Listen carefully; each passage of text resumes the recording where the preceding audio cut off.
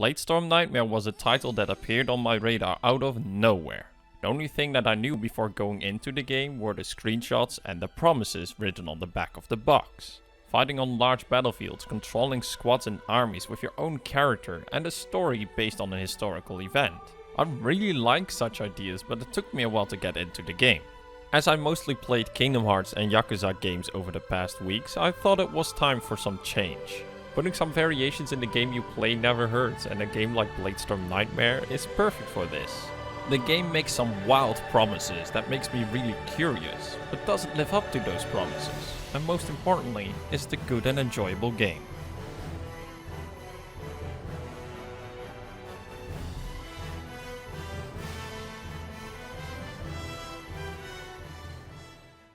Bladestorm Nightmare was released in 2015 on the PS4 as an enhanced expansion remake of Bladestorm: The 100 Years' War.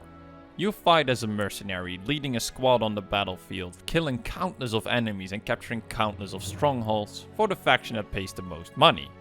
And if you think, that sounds a lot like a Dynasty Warriors game, then you are thinking that correctly. The game is developed by Omega Forces, which are known for the Dynasty Warriors games. It's therefore no surprise that Bladestorm Nightmare looks and feels a lot like a Dynasty Warriors game. However, Bladestorm Nightmare is in my opinion a lot different. The game not only takes a different approach on the Dynasty Warriors concept, but it also puts a lot of twists on them. In Dynasty Warriors, you are a one-man army, fighting and killing countless of faceless grunts. In Bladestorm Nightmare, you are a mercenary leading a squad of faceless grunts to fight other squads of faceless grunts. It does sound similar, but it removes the you against many aspect and rather makes your character part of a squad that is equally as strong as you. The combat goes from hack and slash to basically a rock paper scissors combat system, as all units cancel each other out with strengths and weaknesses. For example, the pikemen are strong against cavalry, but weak against archers. The whole idea behind a rock paper scissors combat system is that it's very simple and clean, where your choices of what units to take into battle decide victory or defeat. But when you add too many things, like different units with their own stats, skills and leveling system, you ruin this kind of combat system, which is exactly what this game does.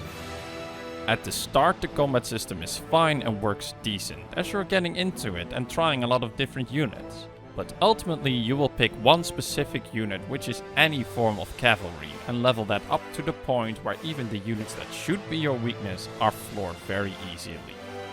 The only goal in the game is to capture points on the map, which gets super easy very quickly. Now if you pick anything but cavalry, this is how capturing points goes. You capture a point in a couple of seconds and then have to take a 10-minute walk through a large open empty map just to fight again for a couple of seconds to capture the next point. With cavalry, this capture problem gets fixed as it speeds up this process to a level where it's doable and more enjoyable. At first it feels great to be so overpowered and flooring complete armies in a single charge, or even capping 10 points under 5 minutes. But where it solves one issue, it creates the next, as the process gets dull and boring, as you have to do this for hours and the whole strategy idea behind the game is completely gone. As stated at the start, you have to create your own mercenary in a surprisingly extensive character creator. Rather than taking a side in the conflict, you fight for the faction that pays the most money. This goes through the Mercenaries Guild, which is basically your hub world in between battles to stock up on items and equipment. At the start of the game you control only one mercenary, but as you play through the game you can control up to 4. Once you got more mercenaries to control, you have to set their spawn and target at the start of every mission. This adds a little bit of strategy back into the game. While you focus on your main mercenary, the others meanwhile are controlled by AI and try to execute the task you have given them. And during the battle you can even switch to them to take control. Maybe they got in a tough situation or ignored your command. By a simple switch you can take control and fix the problem. And just like with the combat, this system works fine at first. But then the second mercenary also becomes super strong, and instead of one overpowered mercenary on the field, you got now 2, making the battles even easier. It also removes the need to switch mercenaries in battle or make them work together, as they are just as overpowered as you. It would have been fine if the mercenaries were meant to be one-man armies, but they clearly were not.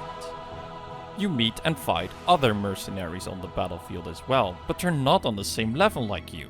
They never best you in skill, level or tactics. They're just grunts with a name tag and an HP bar and are just as easily defeated like everything else. The excitement of having a one-on-one with another skilled mercenary is non-existent, while there's definitely room for that in a game like this. They also should have used the mercenary guild more. Why not keep scores between every mercenary? This would have given stakes to fights on the battlefield. It would have been great if some mercenaries would hold a grudge against you because you beat them all the time, or like you because you are more of a challenge to them. But instead of having this interaction with other mercenaries and their characters, you just have plain mercenaries that sometimes spend a small moment to talk with each other about nothing important. Not having a reputation system with your fellow mercenaries and the warring factions is a real miss. Giving you advantages or disadvantages based on how you as a mercenary work should make this game a lot better. This system could even be connected to the story progression, improving that as well, as the current story progression in this game is just bad. It's unpredictable and only progresses when you do an unknown number of missions. You fight through the boredom of a long mission, hoping that you might get a bit of story once you get to the end, only to be disappointed by getting nothing. Character progression matters only at the start, money is worth nothing at all, and most items you get are useless. The only thing that keeps you going is the story, and even that doesn't feel like a reward. Story missions are the exact same as normal missions, but you get a cutscene at the start and end of it. It's a huge waste as the setting is very interesting. But to add insult to injury, with this remake came Nightmare Mode. In this mode you have a linear story with actual mission design and thought put behind it. Though it does feel like a band-aid, as it doesn't really fix anything but only gives you a glimpse of what this game could have been. Instead of reenacting an historical war, you will be fighting in a fictional fantasy setting. Your character actually plays a role in the story, which is even acknowledged by the other characters. Your faceless grunts are still faceless, but at least look cool as they change into goblins, mages, cyclops and even dragons. Because of that, you get these weird battlefields where a Roman captain leads a group of ninjas into a fight with Vikings and dragons. It makes no sense, but it's awesome, even though it's all wasted in the end. And there are still many game mechanics to discuss, but that would feel a bit pointless when the conclusion is all the same. You can call reinforcements to your location and switch to control them, but you don't need that, as you are overpowered and your unit doesn't have any weakness. You can buff your squad with flags to gain more defense or speed, but again, you are overpowered and you're already hitting max hit. So what's the point of buffs? The list of wasted mechanics and ideas goes on, but I won't name them all as I think you get my point. The game's foundation can't carry all these mechanics as it was not designed to do so. The start of the game is a great experience as you discover all these game mechanics, but as you slowly dive in deeper you will notice these mechanics are great ideas but ultimately don't live up to what they could be. This makes the experience rough and boring, but despite that, I adore this game. I know it's not great, but I just love what they tried to do with this game. The battlefields on a larger scale, you as a mercenary leading squads, the setting of the 100 Years War and the fancy that Nightmare Mode brings. They are all just very interesting ideas and a lot of fun.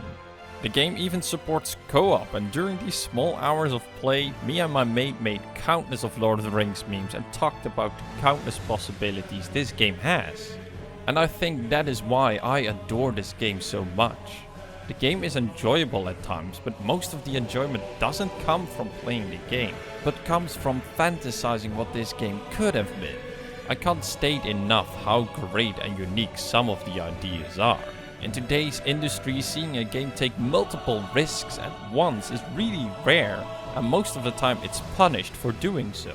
And this game is no exception, as in the end this game is not great, and having good ideas is no free pass. However, for a bad game it has some really good ideas, and I really like it. But unfortunately, they are never looked at again, and are not given a second chance. And that concludes my review of Bladestorm Nightmare. I hope it was useful to you. If you already played it, do you agree or disagree with my opinion? Either way, I would love to hear your thoughts on the game down below. Thank you very much for watching. If you liked this video, leave a like and consider subscribing. And with that all being said, I wish you a good day and until next time.